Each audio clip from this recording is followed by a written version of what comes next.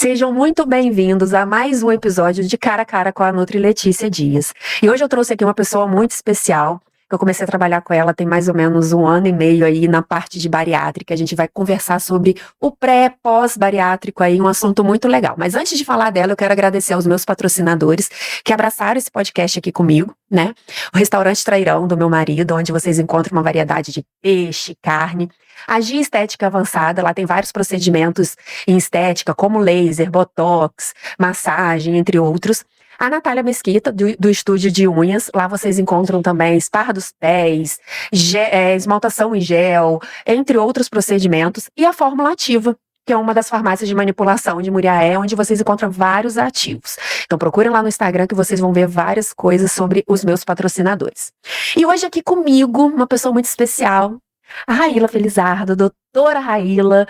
Estamos juntas aí trabalhando há 1 ano e meio, quase 2 em bariátrica. Ela e a Fernanda me trouxeram para a equipe, eu fiquei muito feliz. E hoje a gente vai bater um papo aqui bem bacana, levar um assunto, acho que muito importante hoje, né? Porque a parte de bariátrica está crescendo muito. E ela é especialista em bariátrica, em emagrecimento também, né? Tudo bom? Tudo bem. Primeiramente, queria te agradecer o convite. Principalmente para falar de um tema tão importante que é sobre obesidade, sobre o tratamento da obesidade com a cirurgia bariátrica e talvez a gente desmistificar sobre todos os tabus, os preconceitos com relação à cirurgia bariátrica, que ainda assim, apesar de todos os métodos que a gente tem em crescimento do tratamento da obesidade, a cirurgia bariátrica ainda é um bom tratamento, é uma boa etapa do tratamento da obesidade. Obrigada pelo convite, gostei de estar aqui com você, principalmente como a gente está sempre junto nos pacientes, no tratamento, então me sinto à vontade. É que eu falo, quando a gente trabalha assim em equipe, dá super certo, e o tratamento vai muito além ali do consultório também, e dá certo pro paciente. Com certeza. E quando a gente entende que a obesidade é uma doença crônica, e como toda doença crônica, o tratamento ele é eterno, né? Não tem cura. Então, se a gente tratar de uma forma ética, correta, se a gente colocar que eu não consigo tratar só com o Nutri, eu não consigo só com o endócrino, nem só com o psiquiatra, nem só com o educador físico.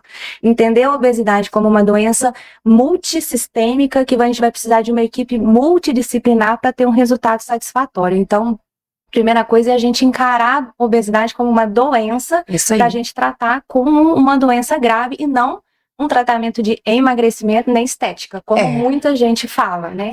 Hoje o Instagram, os canais aí, né, de rede social, eles abordam como se fosse só um emagrecer só, um perder peso. Perder peso, porque o emagrecimento não é só perder peso, né? Então fala-se as canetinhas emagrecedoras, né? A gente não tá falando de emagrecimento, a gente tá falando de tratamento de obesidade, que é uma doença dificílima de tratamento. Não é só ir lá e perder um pezinho aí que tá tudo resolvido, não. Exatamente. Pra gente ter resultado, a gente tem que encarar a doença, o tratamento de uma forma muito séria, muito ética. Se aceitar aquilo ali. Aceitar a doença. Isso aí. Aceitar a doença. Então, uma coisa que a gente tem que entender. Ninguém tem obesidade porque simplesmente come mal ou é sedentário.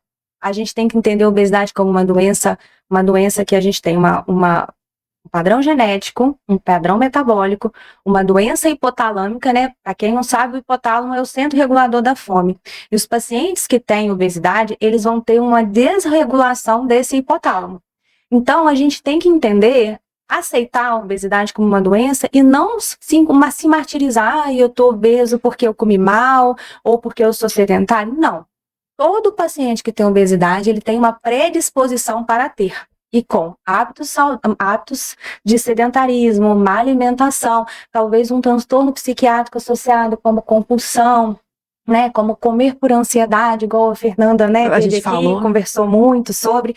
Então, se a gente entender que a obesidade, a pessoa já tem uma predisposição para ter, já fica mais fácil de aceitar o tratamento e entender o tratamento. Muitas das vezes eu vejo no consultório, os pacientes já chegam assim, eu quero tratar, mas até quando que eu vou tratar? Eu vou começar quando? Quando que eu vou parar? Eu não quero gastar dinheiro, eu não posso gastar esse dinheiro. Quanto tempo? É uma canetinha? É só 3 meses? É só 6 meses? Eu falo assim, não, Para começar, é para o resto da vida. Nem sempre medicamentos vão ser para o resto da vida, mas o tratamento vai ser para o resto da vida. Então, pode ser que você trate com medicamento um período, interrompa, depois tenha que voltar. Pode ser que tenha que usar medicamento para o resto da vida. E onde a cirurgia bariátrica entra nisso tudo?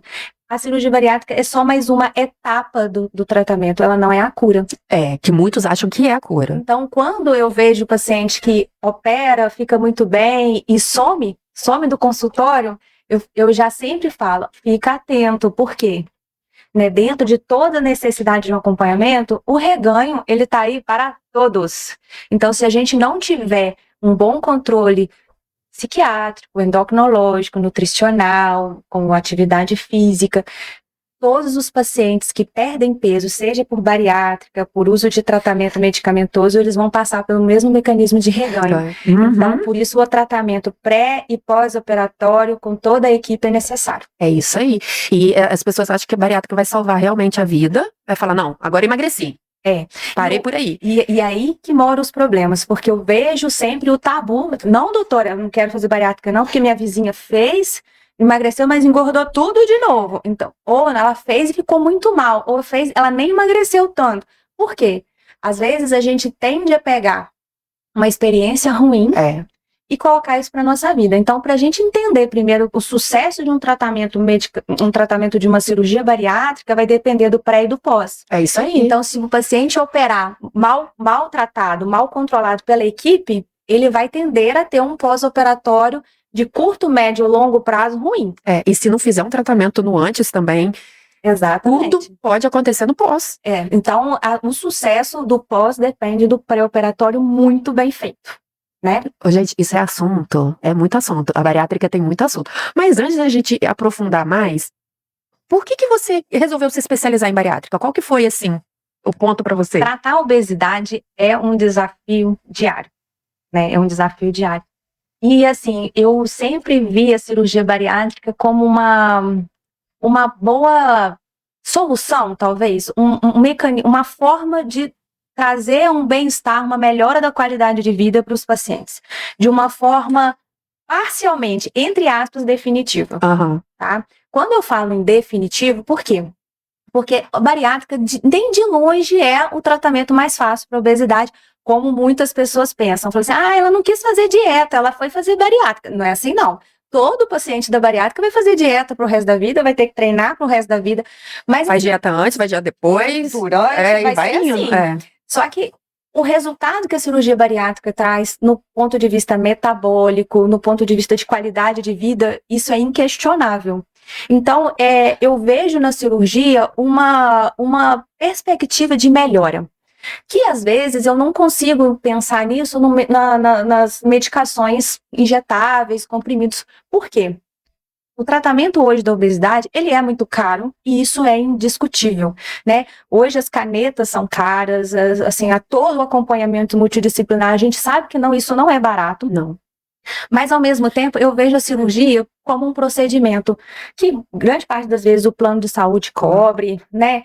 A gente tem condições de judicializar a cirurgia, então assim, a gente consegue ter um resultado melhor. O que eu vejo no consultório, a taxa de abandono do tratamento medicamentoso no tratamento da obesidade, ela é muito grande. Então, da cirurgia bariátrica já é difícil você abandonar nesse ponto. Existe o abandono e por isso existe também o fracasso da cirurgia. Mas eu vejo a cirurgia como um tratamento que vai entregar uma qualidade de vida melhor e a longo prazo. Mais prolongada, exatamente. Eu tive uma paciente que ela ficou um tempo fora, né, assim, ela, por muito problema pessoal, aí ela voltou agora, mas ela falou, Letícia, eu estou voltando porque eu juntei dinheiro. Eu falei, não, agora eu vou juntar e eu vou investir em mim. Enquanto eu não tiver o dinheiro para investir nas canetas, porque eu sei que eu preciso pagar a consulta com você, pagar com o endócrino, eu não ia voltar, porque eu ia começar a parar de novo. Sim. E eu achei certo, porque o que eu falo, Raila, que muito fala aqui, o tratamento com a gente é investimento. Sim. Com a gente não, com qualquer profissional, né? Com certeza. É um investimento nutricionista, o endócrino, o personal, tudo é investimento. Eu não posso pagar o personal na academia. Investe para uma consultoria. Sim. Ele vai estar próximo. Sim. A verdade é que você colocar a mão no bolso, né? Para quem tem condição, já é difícil. Agora, quando você não tem, é mais difícil ainda, porque você vai abrir mão de uma coisa para conseguir outra. Então, assim, se você pensar, dói muito mais comprar uma medicação cara, pagar uma consulta com um especialista que você não vê, do que comprar uma bolsa cara. Quem de nós não gostamos de ganhar uma bolsa cara, né? Comprar uma bolsa. Então, assim, são questões de valores. Mas quando você entende que a obesidade, ela é fator de risco para mais de 200 doenças, você começa a encarar, assim, se eu preocupo em ter câncer, se eu preocupo em tratar o câncer, por que eu não vou preocupar em tratar uma doença crônica dessa que é fator de risco para mais de 200 doenças? Assim, isso não entra na minha cabeça, sabe? Na minha também. Mesma coisa que eu vejo no consultório, e eu sempre uso esse exemplo, que o paciente fala assim, mas eu vou gastar dinheiro, eu vou usar remédio pro resto da vida. Eu falo assim, então vamos fazer uma analogia paralela aqui. Se eu te falar que você tem um câncer no seu cérebro, esse câncer, ele não tem cura. Mas se você vai tratar esse câncer, se você consegue viver a vida inteira com esse câncer, mais você vai fazer quimioterapia, você vai ter hábitos de vida saudável, com dieta e atividade física. A quimioterapia custa R$2.000 e o plano nenhum paga. Você vai pagar? Claro que você vai pagar. Você vai dar um jeito de conseguir o dinheiro para pagar caro na quimioterapia, mas você vai. Por quê? Você tem entendimento que câncer mata.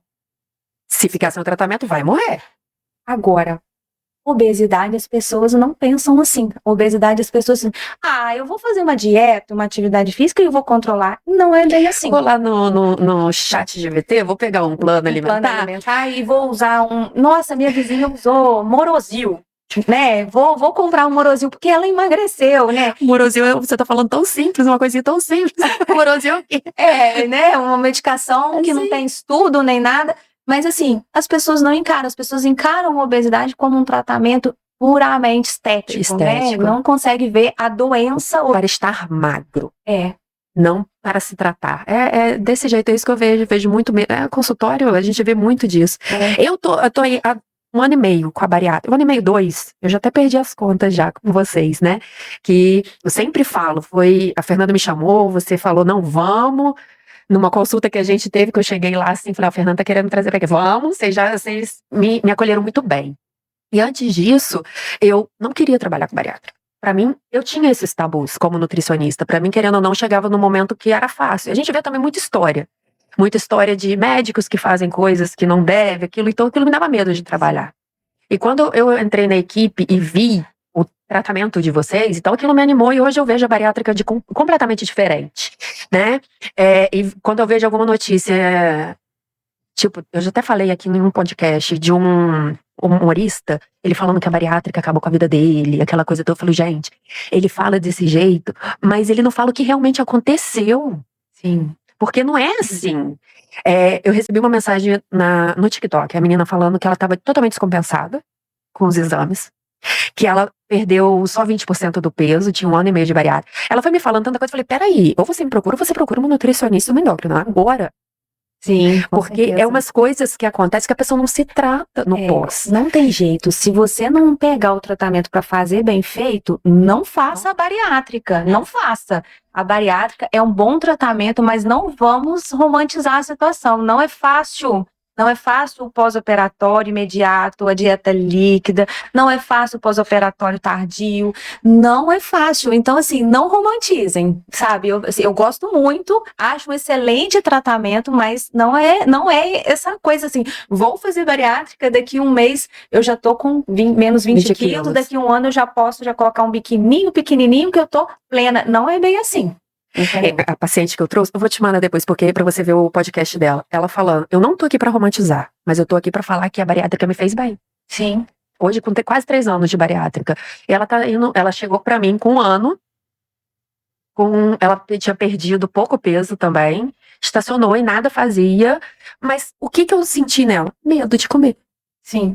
É aquela coisa do pré-operatório. Se o paciente não estiver bem controlado da psiquiatria, se ele não estiver bem engajado no tratamento clínico com endócrino, nutricionista e atividade física, eu te garanto que o pós-operatório não vai ser bom. Às vezes o paciente até dá uma sorte no início, perde peso, fica bem, Mas não adianta, o problema vai vir depois. E eu vejo, você sabe o que é pro futuro desses pacientes? O reganho de peso.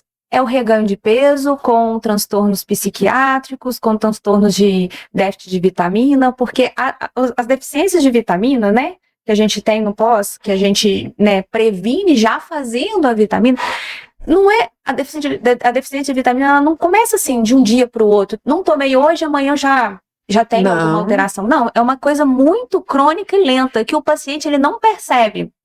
Quando ele chega no consultório, doutora, eu não tomo vitamina tem 4 anos. Aí eu falei assim, então vamos lá. Pega aí pra mim, quais os remédios que você toma? Ah, peraí, doutora, deixa eu lembrar. Aí começa.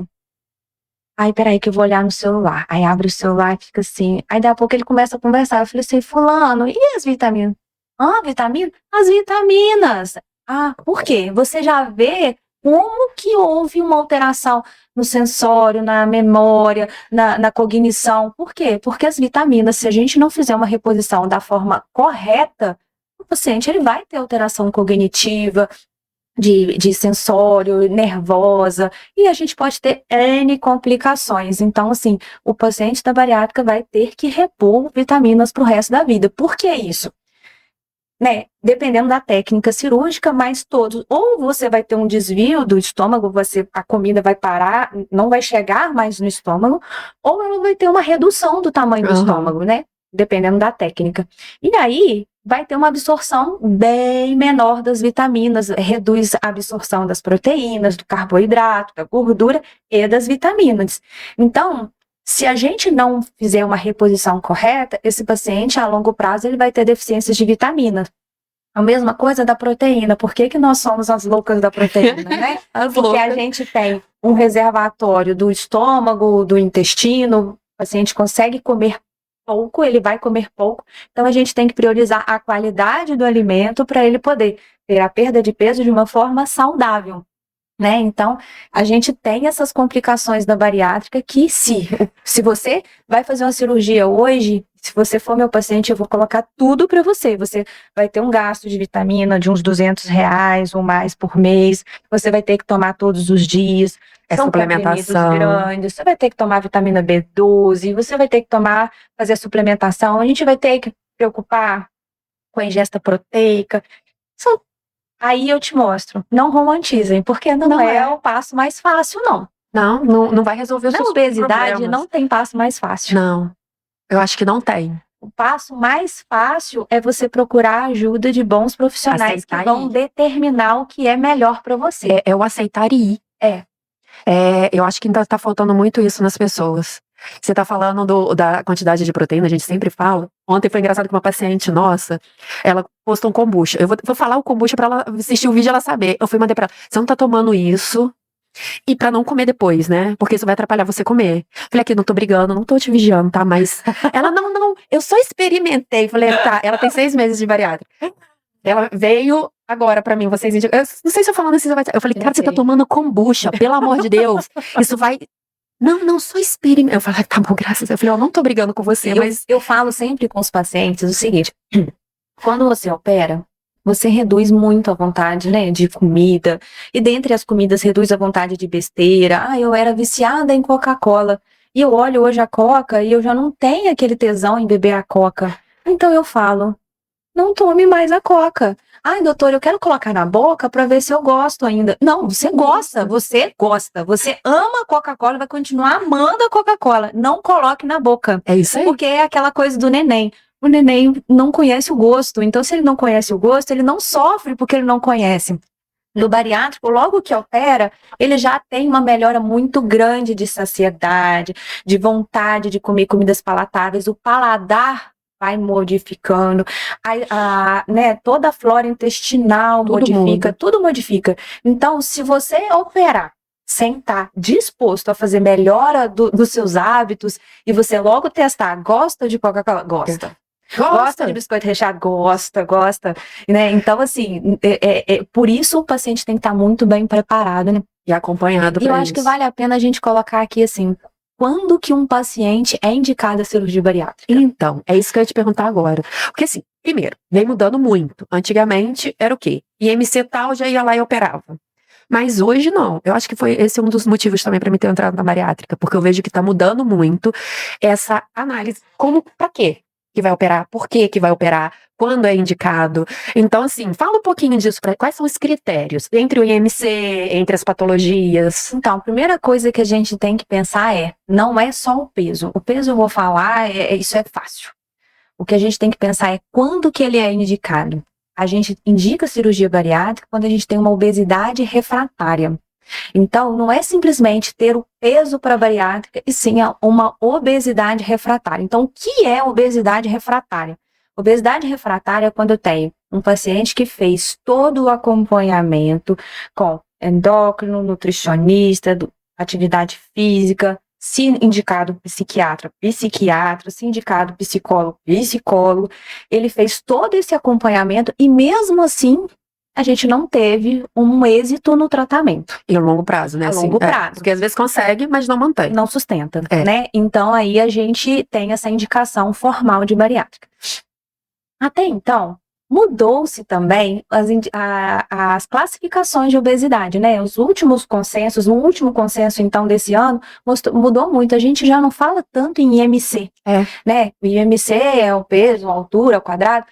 Mas, assim, o IMC hoje, ele não é uma ferramenta tão boa para Antigamente nós. a gente usava para muita coisa, mas hoje não é base mais. Não é tanto, mas para facilitar para métodos, né? A gente indica bariátrica com IMC de 35 com comorbidades e 40, acima de 40 sem comorbidades. Aí eu te pergunto, existe um IMC acima de 40 sem comorbidade? É só procurar que acha, né?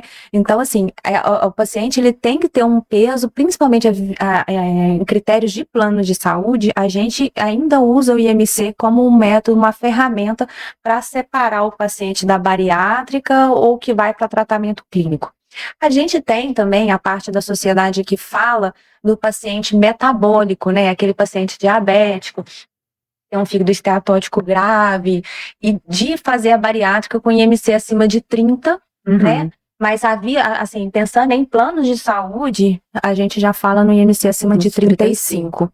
A gente também, eu acho que é interessante a gente pontuar aqui, que uma das coisas cruciais para a gente ter um sucesso no tratamento, no protocolo fala, o paciente precisa estar em acompanhamento multidisciplinar e ter uma perda de 10% do peso corporal.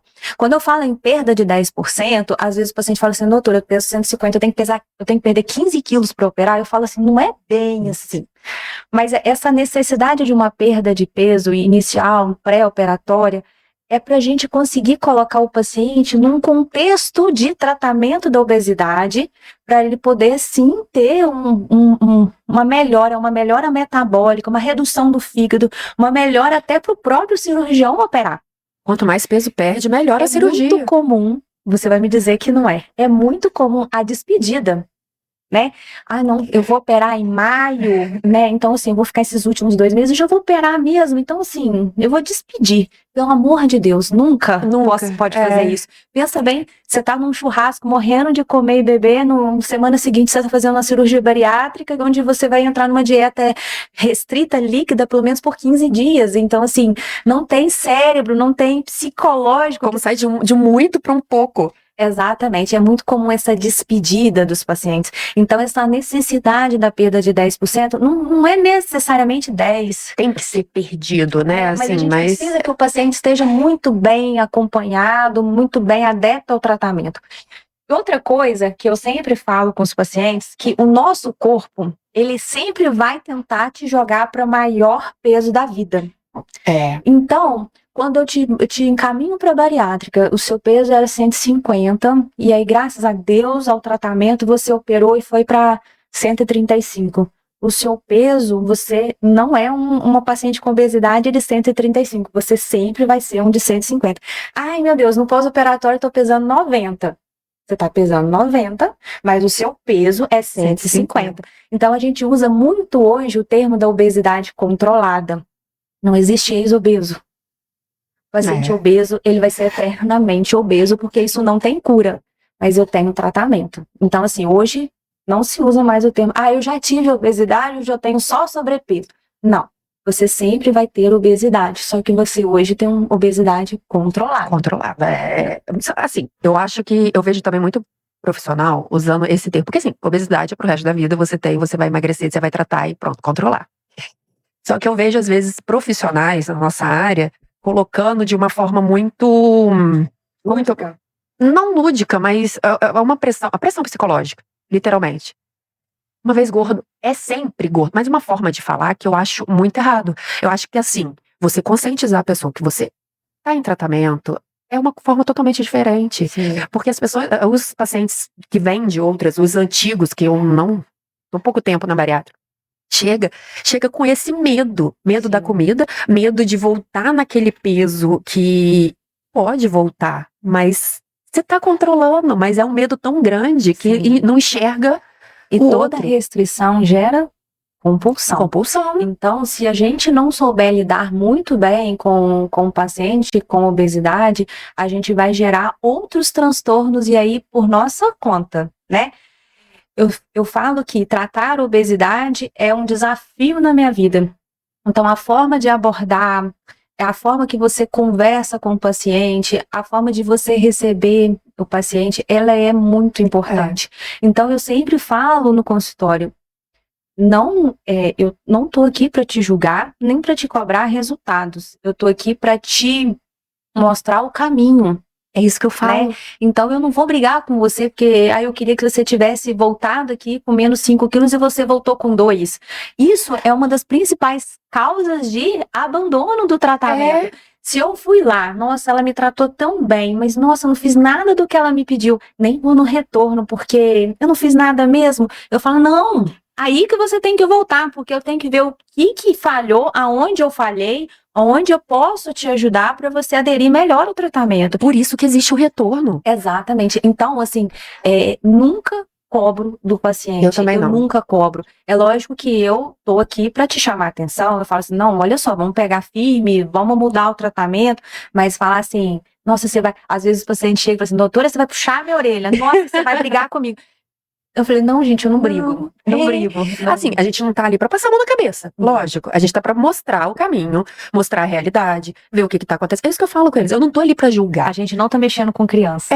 Então a gente tá com pessoas conscientes. Aí a né? gente vai pegar, vai passar a mão na cabeça e falar, não, foi assim. Não, você tá ali pra mostrar, realmente, eu mostro, ó. Você não perdeu peso por causa disso.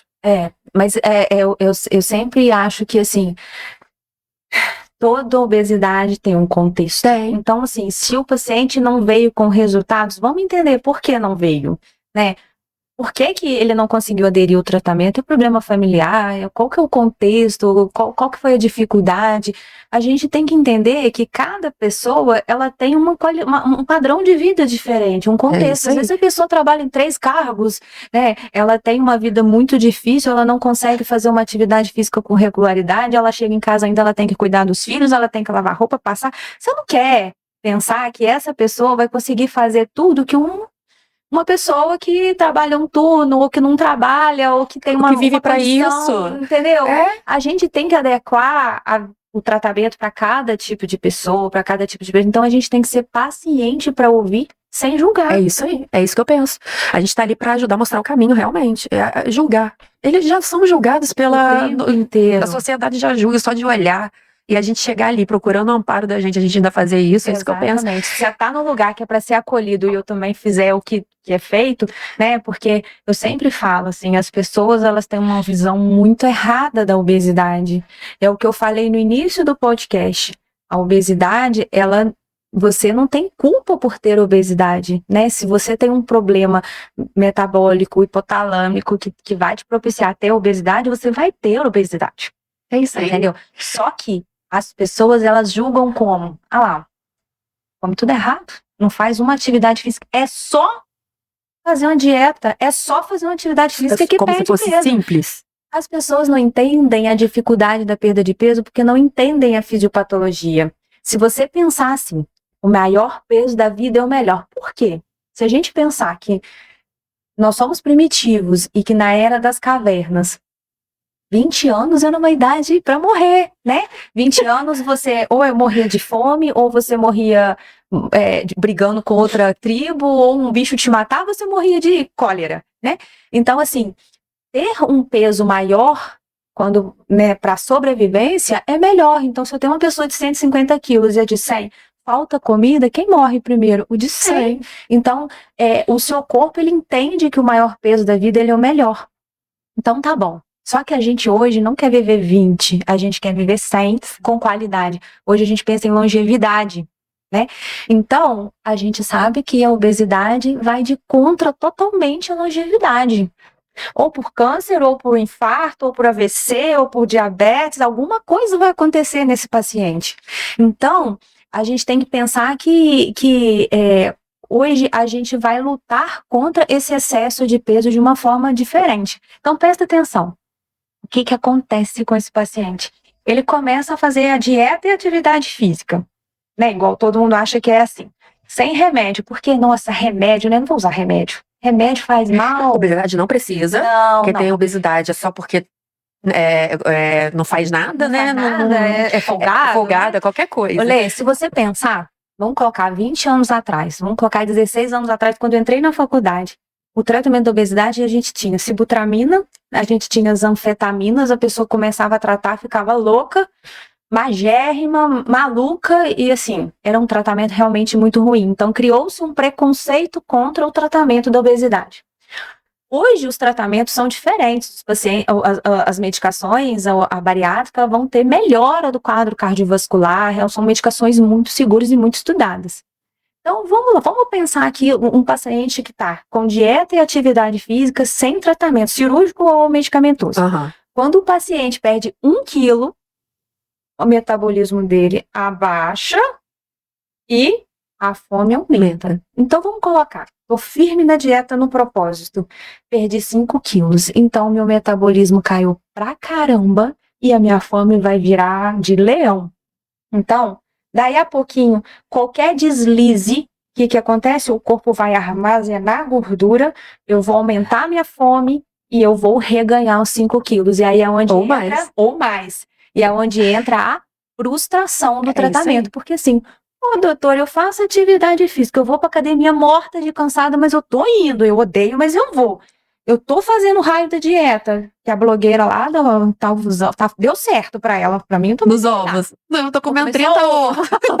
Então assim, eu tô fazendo a dieta, eu tô fazendo atividade física, eu perdi 5 quilos, eu passei na porta da padaria, respirei lá fundo, eu engordei os 5, eu não dou conta, e realmente, todo paciente com obesidade que realmente começa a tentar tratar, ele tenta e volta, ele tenta e volta, ele tenta e volta. E às vezes, assim, sempre, né, o olhar preconceituoso, a ideia preconceituosa de usar remédio para tratar a obesidade faz mal, cirurgia bariátrica, Deus me livre e guarde, minha vizinha morreu com isso, então, nossa senhora, não faça. Isso só atrapalha a aceitação do tratamento. E a bem da verdade é o seguinte, as canetas hoje vieram para ajudar muito a gente no tratamento da obesidade. Porém, o mau uso, porque vou usar uma caneta só porque mês que vem eu tenho um casamento, festa, formatura. O meu vestido tá meio apertado aqui, então eu quero perder 3 quilos. O mau uso, o uso inadequado, ou às vezes até por pessoas que precisam, mas que não encaram um tratamento como tratamento. Ele só usa medicação, não vou gastar com nutricionista nem com endócrino, porque assim, né, o remédio já é caro, então é melhor gastar com remédio. Aí, às vezes vai usar de uma forma errada, ou às vezes não vai estar fazendo atividade física, não vai estar reeducando a alimentação, não vai estar, às vezes tem um transtorno alimentar que precisa de um diagnóstico, que precisa de um tratamento diferente. Aí usa o remédio, não dá certo.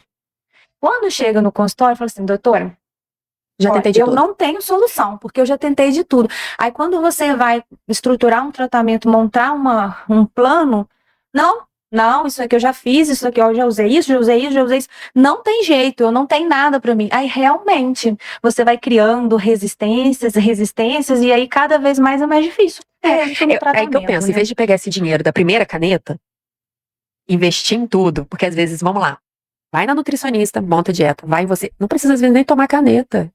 Nem usar a caneta. Toma outro medicamento que vai ajudar. Aí que o dinheiro da caneta resolve o começo, né? Assim, vamos colocar. Mas então, não, vamos colocar, eles não... principalmente hoje, que né, a gente está tendo muita manipulação das medicações Isso.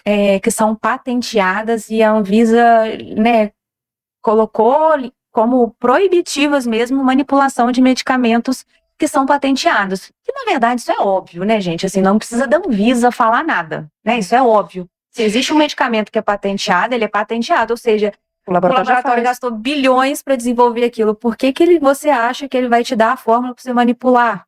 É questão de sim, de ser de bom senso. Né? Não, eu fico perguntando o que tem ali dentro. Realmente tem aquilo ali, assim? O que tem nas canetas, será que vai tendo manipulado, assim? O problema não é o que tem, o problema é saber assim, o que vai te causar. Depois, né? Exatamente. Porque às vezes o que Então, tem ali pode... Hoje a gente tem um grande índice de hepatite medicamentosa, né, outras complicações associadas a essas medicações Infelizmente você né? toma isso em clínicas, e que clínicas também, a gente tem que saber o que está acontecendo aí. Aí você vê como que o tratamento da obesidade está sendo banalizado, né? Então assim, eu vou usar só 3 meses, só para eu dar uma secada, porque dezembro tá chegando, né? Eu vou pra praia, então eu quero ficar fininha. E não é assim. E uma coisa, que é onde eu quis posicionar aqui, é que às vezes eu vejo no consultório o paciente que usou, parou, reganhou, usou, parou, reganhou. E existe uma memória metabólica. E aí ele chega para mim e fala assim, doutora, das outras vezes que eu usei, fez muito mais efeito, agora não tá fazendo mais. E aí eu te falo, é claro, toda vez que você começa o tratamento, abandona, não é por causa dos remédios, mas existe uma memória metabólica associada a isso. Você vem, você abandona, você vem, cada vez mais você vai tendo dificuldade de responder ao tratamento. Então eu falo, se você não tem condições de arcar com o tratamento X, vamos para o Y, vamos para o Z, mas assim, a gente tem que dar o passo que a nossa perna consegue. Cara, o tratamento para obesidade há vários. E outra coisa, além de ter vários, é específico para cada pessoa, é individualidade, gente. Às vezes a caneta funcionou para um, não vai funcionar para outro, a subtramina funcionou para um, não vai funcionar para outro. Ou eu tô falando de remédios aí, assim, mas nem todo medicamento é para todo mundo. Exatamente. E o principal é saber o que é aprovado para o tratamento no Brasil, o que a Anvisa libera, e assim, para a gente saber se está fazendo o que é certo. Porque hoje o que eu às vezes pego no consultório, o paciente super, hiper, mega medicado, usando milhares de medicações, diuréticos, anabolizantes, que o paciente nem sabe que está usando, entendeu? Assim, eu fico assim, meu Deus, como que você está usando uma coisa que você não sabe? Ah, doutora, me passaram. E então, assim, a gente tem que ter um senso crítico do que está fazendo. Não dá para só confiar. Você sabe o que me pega muito? É que, às vezes, vai no médico aí, assim, eu não vou falar profissão, porque assim, senão eu vou ser muito polêmica. Aí, ele passa um tratamento de 2, 3 mil. Não, é esse o tratamento, é esse que vai dar certo, porque caro. Não, gente, não é assim. Acho que não. Aí, quando eu pego, às vezes, a receita dos manipulados, o Morosil tá em todos. Aí, quando você vai somando a quantidade de todos, ultrapassa o que é recomendado. Você vai pegando assim, aí tem lá, em todos, vitamina D, 2.000, 2.000, 2.000, passa a quantidade do dia. Isso me apavora. Me apavora demais. Aí, assim, eu vou usar magnésio porque melhora o sono. Eu vou usar o zinco porque melhora o cabelo. Melhora sim, para quem tem deficiência. Se você não tiver deficiência, para que você vai usar? É isso aí. O bom e simples funciona. Uma boa reeducação alimentar. Eu sempre falo, né? Uma alimentação legal, com um nutricionista legal, tem que ser assim, comida de verdade, comida limpa, é o bom arroz com feijão, carne, salada. É isso. Aí quando chega no consultório que eu tiro todos os suplementos, tiro tudo para ver o que vai dar certo. Não, tô tomando creatina. Eu falei, pera, não, vamos parar, vamos ter o retorno, vamos esperar. Você tomou bastante tempo, vamos. Tomou. Não. Se a comida não tá dando certo, o whey que não vai dar. Cara, se você come comida, o whey tá ali pra te suprir numa hora da correria, numa hora... Eu tô falando isso de pessoas normais, não tô falando de bariátrico não, porque bariátrico tem que usar porque não consegue comer a quantidade de proteína. Tudo do bariátrico, ele é diferente. A gente acabou que a gente tá envolvendo aqui os dois assuntos, mas o emagrecimento com bariátrica é o emagrecimento normal também. Então, assim, a gente tem que entender que o suplemento tá ali pra te ajudar, mas não é pra todo mundo. Com certeza. Não, e assim, não existe melhor suplemento do que uma boa comida. né? É arroz e feijão mesmo. É juntinho, tá? O arroz com feijão. Sem alfafa vindo do mar Mediterrâneo. Sem o sal rosa. Sabe, assim, sem essa viagem na maionese que se criou. Ai, doutora, eu só cozinho com óleo de coco. Pelo amor de Deus, além de ruim, faz mal. Não é outra coisa. O gosto da comida vai ficar péssimo. Pelo amor de Deus, assim, ai, doutora, não tomo estatina, não tomo rosuvastatina, porque eu vi que o doutor fulano de tal, Deus misericórdia, falou que a estatina faz mal. Gente, pelo amor de Deus, estatina previne infarto, AVC, é a medicação da vida, não é indústria farmacêutica que está querendo ganhar em cima de você. Pode acreditar, precisa. Eu não sei de onde que esse povo tira, de qual bolso que tira uma Mas o ômega 3, não, estatina não, mas o ômega 3 toma. Qual é a lógica de um processo disso? Eu não consigo entender, sabe, assim...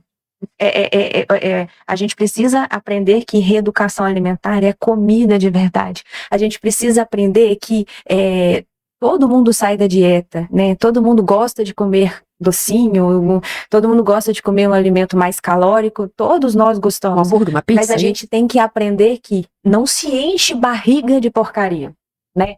A gente não enche barriga, a gente come comida, mas a gente também tem os momentos, mas assim, são momentos, nem tudo que a gente pode, convém, né? Falamos disso com a Fernanda falou disso aqui, falou dos hábitos. Vamos voltar lá para bariátrica, então. Que a gente já vai depois sair também, porque um envolve o outro. Quando que não é indicado a bariátrica? Boa pergunta, né? Primeira coisa, o paciente não aderente ao tratamento.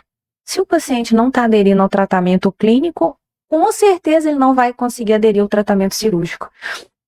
Uma segunda contraindicação, tem algumas doenças reumatológicas que a gente acaba tendo flare, né? A gente ativa a doença no procedimento cirúrgico, então em algumas doenças específicas, lúpus, assim, a gente contraindica também a cirurgia bariátrica. Tá? Os quadros psiquiátricos, né? Se eu tenho um paciente que tem uma compulsão alimentar que não está tratada, ou não está respondendo ao tratamento, né? Em alguns casos não responde o tratamento e em grandes casos às vezes nem tentou tratar, né?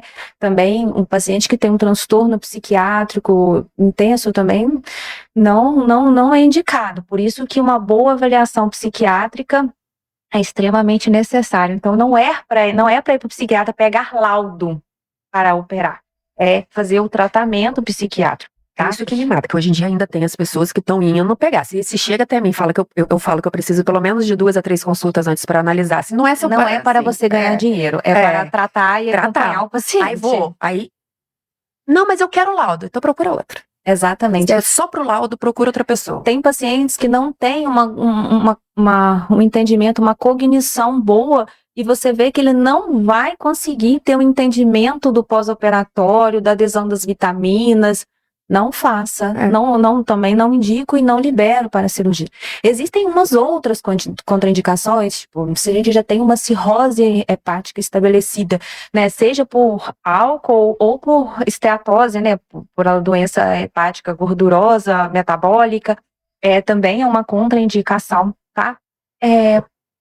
Pacientes com passados oncológicos, aí também, assim, a gente tem que avaliar de cada caso específico, né? Quando a gente tem um paciente reumatológico, a gente pede ajuda para o reumato e pede autorização também.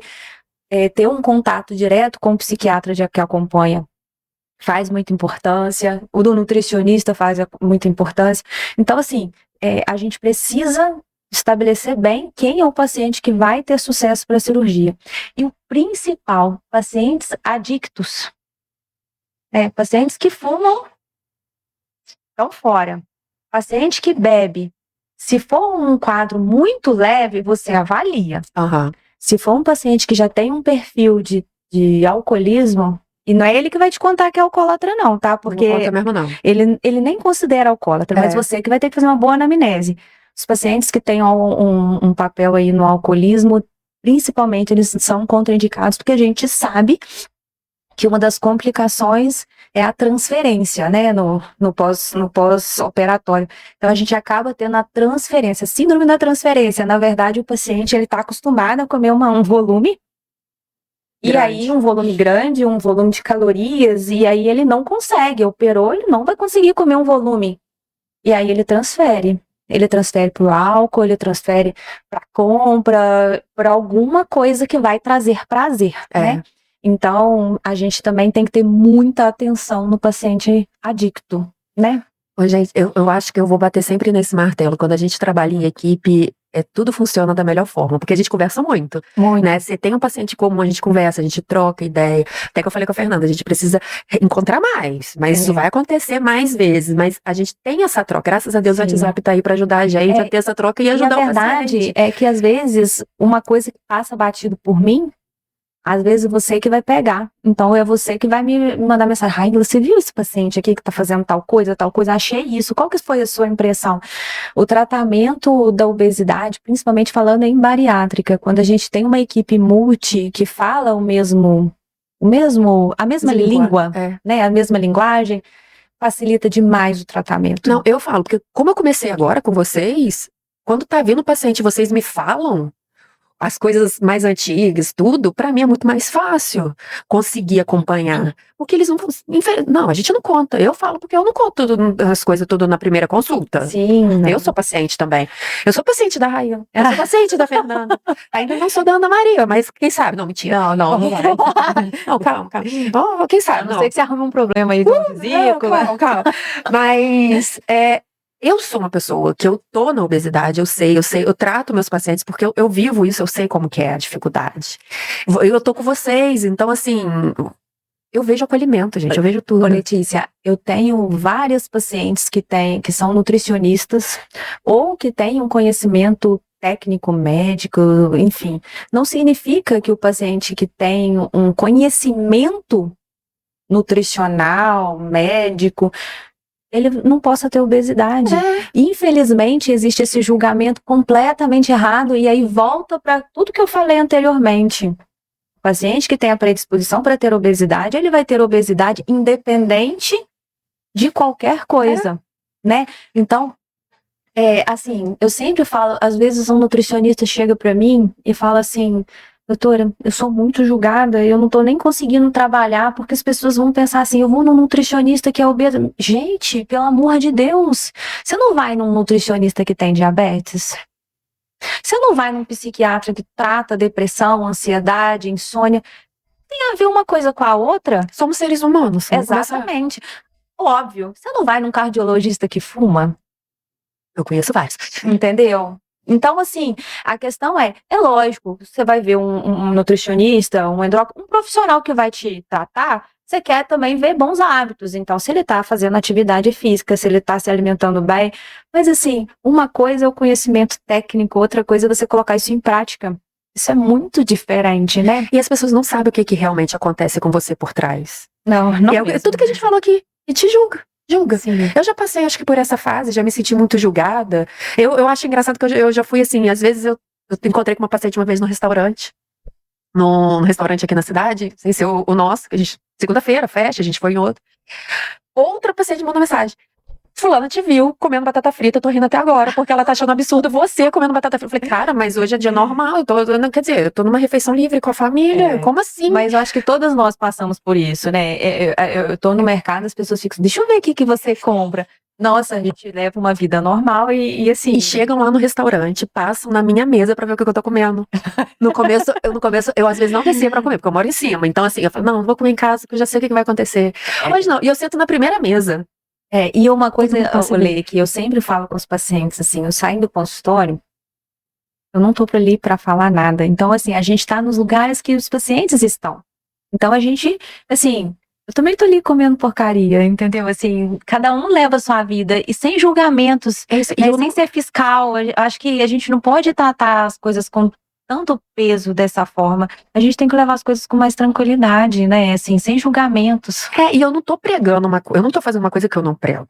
Eu deixo meus pacientes comerem, eu explico como que é. E é isso, a gente tem que, cara, viver. Você não é atleta, você não vive daquilo ali como vamos falar dos fisiculturistas. Eles sim têm que manter uma alimentação 100% porque eles trabalham com aquilo ali.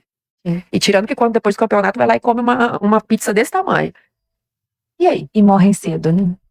Aí é outra assunto. Mas vamos lá, quais são os principais riscos da cirurgia? Então, vamos falar dos riscos no pós-operatório imediato, né? A gente tem riscos de fístula, né?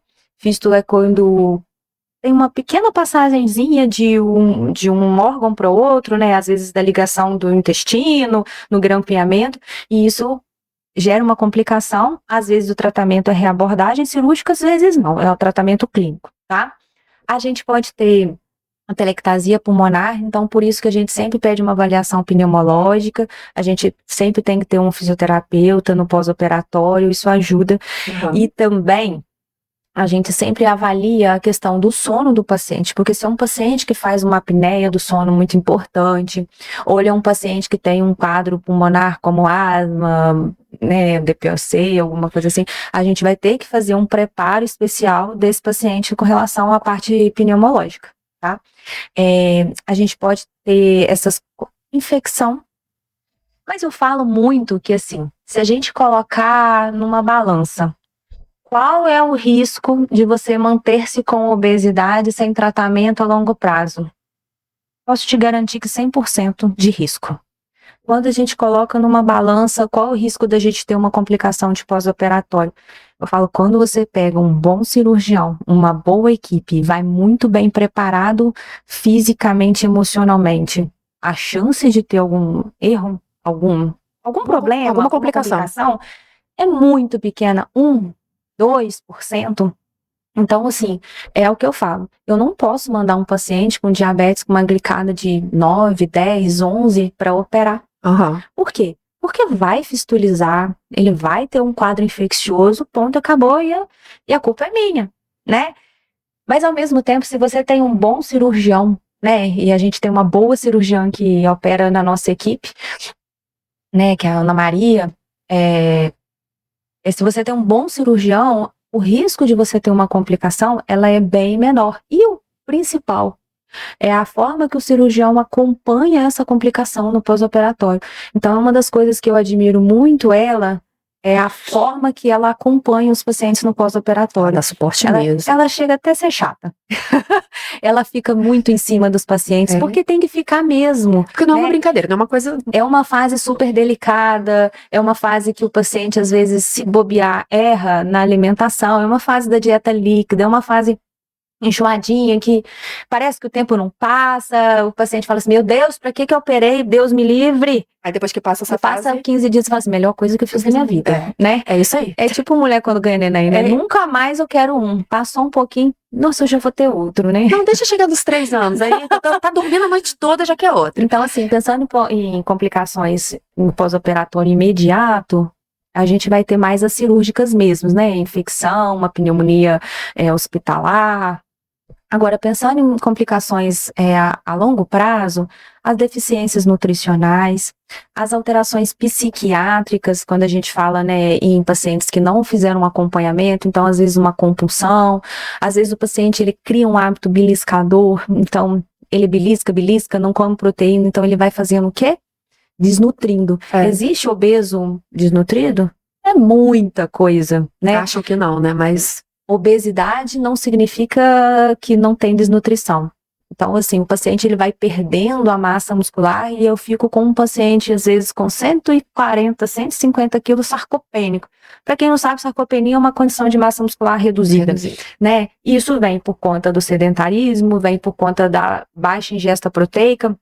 Então, a gente pode ter também esses pacientes, então, com deficiência de vitamina, deficiência nutricional, transtornos psiquiátricos, então a gente pode ter complicações a curto, médio e longo prazo. Acontece em qualquer cirurgia, gente, qualquer coisa, né? Assim, a gente Mas tem se o que pensar. paciente operar sabendo que o acompanhamento é pro resto da vida, não, é muito difícil acontecer. Muito difícil, né? Estamos caminhando para a reta final. Que pena, gostei. Eu ficaria aqui mais tempo. Não, mas a gente vai ter que voltar mais. É o que eu falei com a Fernanda. Tem muito assunto, gente. É muita coisa. Então a gente vai voltando para trazer. Mas para esse finalzinho agora, vamos falar um pouquinho do DUP? Vamos, que é uma coisa muito presente, né, nos pacientes. Antes de você falar, foi muito engraçado essa semana, porque teve um que falou, Letícia, eu estou testando para ver se eu vou ter DUP. Eu falei, pelo amor de Deus, você não faça isso. É um paciente nosso recente, que operou agora. homem. Vou deixar assim, ele operou tem um mês. Ele é terrível.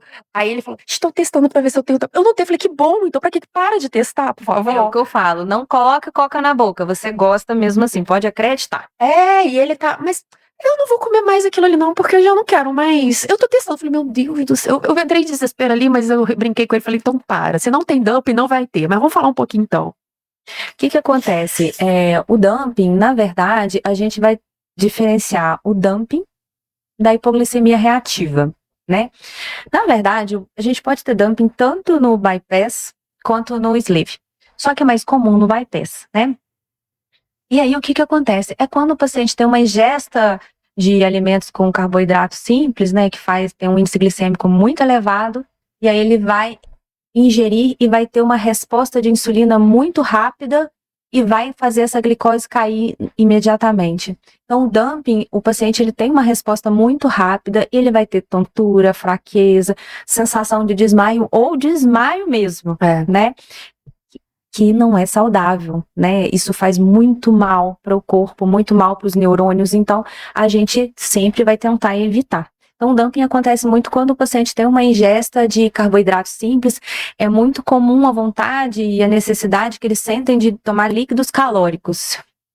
Líquidos calóricos como refrigerantes com açúcar, suco, sorvete. Sorvete é o suprassumo do dumping, né? Pudim, são coisas que você engole, você não precisa mastigar, então assim, desce rápido e desce deslizando, né? Você falando nisso, eu lembrei dele de novo, porque ele falou assim, eu fui no aniversário, mas eu olhei assim um bolo, falei, um pedaço pra mim ver, eu falei, ai meu Deus. Aí eu comi um pedaço, eu tirei um pedacinho, comi, não deu nada, falei, lógico, não é assim também que funciona, calma, não testa mais. Agora, a hipoglicemia reativa, ela demora mais. O paciente comeu um carboidrato simples de manhã, sem fibra, sem proteína, e aí à tarde, aí passa algumas horas, ele começa a sentir sono, às vezes um frio, e aí quando vai ver a glicose caiu. Às vezes não cai assim, ao nível de desmaiar, mas só a sensação de queda de glicose faz com que o paciente já tenha essa sensação ruim. Então, tanto a hipoglicemia reativa, antigamente chamava de dumping tardio, né? A hipoglicemia reativa ou dumping mesmo, são coisas muito ruins e que, na verdade, se o paciente estiver mantendo hábitos alimentares muito bons, isso não vai acontecer ou vai acontecer bem raramente. Uhum. Lembro que na residência, os pacientes eles têm dificuldade de comer grandes quantidades, mas bebê bebe muito bem. Isso falando de bypass. Na residência eu tinha uma paciente que ela mamava 2 latas de leite condensado por dia. Todos os dias. Então, assim, ela tinha um gasto mensal de leite condensado. Entendeu? Como que... Não, 2 por dia, muita coisa, gente. Eu tô pensando que eu já enjoei só de pensar. E ela sentia que aquilo acalmava ela. Mas por que acalmava? Dava até sono. Por quê? Ela fazia hipoglicemia, então ela ia dormir. Por quê? Abaixava a glicose, ela fica tranquila e ela dormia. Então, assim, ela causava uma hipoglicemia nela todo dia e aquilo trazia sensação de calma para ela, porque numa hora dessa ela morre, né? Mas, assim, loucura. Se o paciente não estiver bem acompanhado psiquiatricamente falando, a gente vai ter complicações nesse nível, né? Difícil, mas vamos lá. São detalhes, né? São detalhezinhos que a gente tem que prestar atenção e a falta de informação também. E a experiência, né, de mexer com isso o tempo inteiro, todo dia, isso vai trazendo pra gente um olhar mais crítico, mais decisivo com relação a isso, né? Verdade. Hoje eu lembro o meu medo no começo dos atendimentos com bariátrico. A gente sabe, mas é difícil lidar com a pessoa. Mas agora, então, a última pergunta pra gente finalizar. Qual conselho que você deixa aí pros seus pacientes, pros futuros pacientes, para quem quer fazer bariátrica? O meu conselho principal é não use a régua de outra pessoa, né? Não é porque o vizinho fez a cirurgia e não deu certo, por motivo A, B ou C, que o seu caso não seria bom, não teria um êxito. Então, cuidado com as comparações. Quando você olha um paciente que não deu certo, pergunte por que não deu certo. fez atividade física, fez o acompanhamento com a equipe, né? Tomou as vitaminas, fez tudo certo. Dificilmente esse paciente vai ter um êxito ruim, vai ter um resultado ruim. Então, se optar pela cirurgia, faça dos meios corretos. Faça o acompanhamento, escolha profissionais que tenham capacitação para te ajudar e ouça eles. Eu nunca nego uma cirurgia para um paciente que está bem para operar. Eu só vou encaminhar, eu só vou liberar se o paciente está bem. Então, ao mesmo tempo, eu nunca vou indicar a cirurgia para um paciente que não está bem preparado. Então, faça um acompanhamento pré-operatório muito bom. Procure profissionais bons. Faça o acompanhamento no pós-operatório e nunca esqueça que você não é ex-obeso, que você tem obesidade pro resto da vida. É maçante, é pesado, é chato ouvir isso o dia inteiro. Mas ao mesmo tempo é a realidade, porque quando você começa a perder peso, você esquece que você já pesou muito, que você já lutou, parece assim, nossa, agora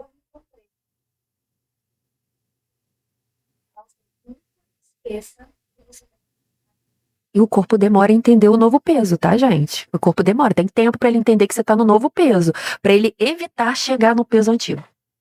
Demora, de um ano aí mais ou menos.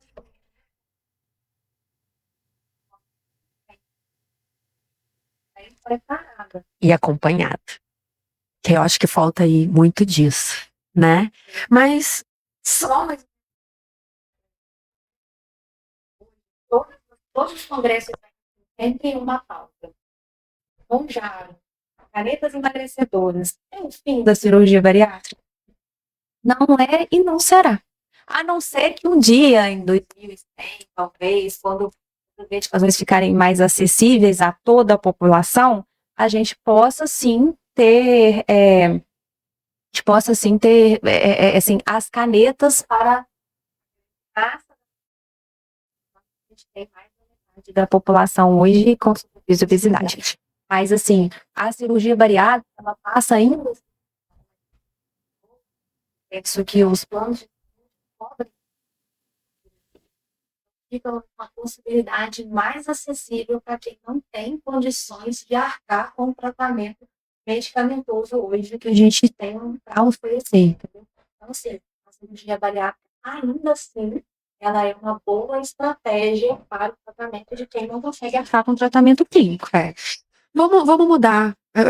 Eu mudei meu pensamento sobre a bariátrica. Eu acho que tem muita coisa ainda pra mudar. A bariátrica tá, graças a Deus, assim, hoje a gente tá evoluindo, os tratamentos estão melhorando e a bariátrica tá melhorando. A avaliação pra ela tá melhorando, não é só ter ali o IMC pra fazer a bariátrica. Quando você pensa que você é bem operado, em 48 horas você tá em casa, sem dor. Eu lembro que uma amiga minha, ela precisava de ganhar mais 10 quilos pra operar, fazer bariátrica na época. Isso me mata. Isso me mata, eu ganhar peso pra operar, meu Deus. Uns 16 anos atrás, eu tinha uns 20 anos, né? Ela chegou pra operar. Graças a Deus. Hoje eu vejo ela não teve reganho. Assim, tá bem acompanhada. Tá bem. Acompanhada aí. Eu não sei. Mas eu sou contra essa ideia. Eu vou ganhar 15 quilos para eu entrar para indicação cirúrgica. Peraí, pelo amor de Deus. Eu acabei de falar qual que é a indicação da refratariedade. Onde entrou? Vou ganhar peso para operar. Então, se você pensar, ela ganhou 15 quilos para operar. Então, se você entender que o peso da vida é o maior peso, então ela vai sempre lutar contra o peso mais 15 quilos. Entendeu? Então, isso assim, essa ideia de que vou ganhar peso para operar é a morte, pelo amor de Deus. Então, vocês estão vendo, bariátrica mudou, tem outras avaliações, e procure. Quer fazer bariátrica? Procure profissionais, veja se é indicado, veja se é para você, se não é. E eu acho que é isso também que falta um pouco, né? Acreditar nos profissionais. Se falar que não é pra você, porque não é, gente. Ou que não é agora. Talvez daqui 6 meses, talvez daqui 1 ano, se você fizer o acompanhamento correto. Tudo, né? É individualidade. Isso que eu falo sempre aqui. A gente tem que analisar, aí a gente analisa o paciente como um todo, não ele como o amigo era, como o fulano fez. Não funciona assim. Mas a gente vai ficar por aqui. Eu agradeço. Se deixar, a gente vai falando. É muito assim assunto. mesmo, né? Porque assim, a bariátrica abrange muita coisa. Sim, com certeza. A gente ainda vai voltar. É um assunto muito interessante. Né? Eu falei aqui, eu vou falar no seu. Que eu não da Fernanda não falei, mas eu quero assim marcar pra trazer você, a Fernanda e a Ana. Vai dar uns 4 podcasts aí. Vai ter podcast para pro ano. O assunto é muito vasto, é muita coisa. Então quero trazer vocês aqui ainda. Eu acho que vale. E eu quero levar esse assunto mesmo. Eu entrei na área e eu tô me apaixonando realmente. Então eu quero levar esse conhecimento. Acho que meu propósito é esse, mesmo sendo bem pouquinho ainda, não abrangendo muito. Na verdade, a gente tem um propósito vale muito, né? E quando você vê que uma atitude sua, o seu trabalho mudou a vida e deu qualidade de vida para uma pessoa, isso já deixa a gente bem mais feliz, né? Sim. Então, assim, como eu vejo que o tratamento da obesidade muda a vida, muda prognóstico, muda tudo, assim, faz valer a pena. Né? Muito. Tratar o consultório do endócrino, o consultório, né, da obesidade para nós todos, né? É muito cansativo, é muito difícil, mas ao mesmo tempo é uma satisfação que não tem preço, Mas né? vendo a vida dele mudar. É muito bom. Sim. Só tenho que agradecer. Eu que agradeço. Ô, Raíla, como que te acha no Instagram? Fala seu arroba aí pra gente. Então, é doutora Raíla Felizardo. Então, isso. Mas eu também vou deixar aqui, vai estar lá no meu Instagram, a gente vai... E seu consultório? É lá na Preventicor, no bloco 5, 7º andar. Já vou mudar, eu vou pro 5º andar, mas ainda só mudar de andar. Só vai mudar de andar, mas ainda tô no 7º. Então, eu tenho só que agradecer, quero agradecer de novo aos meus parceiros, Restaurante Trairão, Magia Estética Avançada, Natália Mesquita, Fórmula Ativa, que estão aqui comigo, todos esses podcasts. Agradecer de novo a Raíla por estar aqui, por trabalhar com você, por cuidar de mim. É um prazer. E agora, cuidando do meu marido também, daqui a pouco a família toda. E não deixem de curtir, não deixem de comentar, coloque suas dúvidas também, dependendo da dúvida eu mando pra Raíla também, a gente responde. Com certeza. E a gente tá aí, procure a gente. É sempre um prazer, eu amei estar aqui, amei o tema, é o tema que eu mais gosto de falar.